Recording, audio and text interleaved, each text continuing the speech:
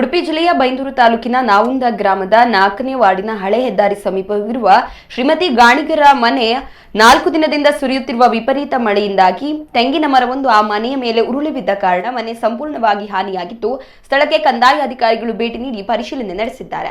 ಸ್ಥಳೀಯ ಗ್ರಾಮ ಪಂಚಾಯತ್ ಸದಸ್ಯೆ ಸುಲೋಚನಾ ಗಾಣಿಗ, ರಾಜೇಶ್ ಪೂಜಾರಿ ನಾವುಂದ ಗ್ರಾಮಸ್ಥರ ಜೊತೆಗೂಡಿ ಮರವನ್ನ ತೆರವುಗೊಳಿಸಿ ಮನೆಯಲ್ಲಿ ವಾಸವಾಗಿದ್ದ 3 ಜನರ ಪೈಕಿ ತಾಯಿ, ಮಗು ಮತ್ತು ಅಜ್ಜಿ ಶ್ರೀಮತಿ ಗಾಣಿಗರವರನ್ನು ಮನೆಯಿಂದ ತೆರವುಗೊಳಿಸಿ ಸ್ಥಳಾಂತರಿಸಲಾಯಿತು.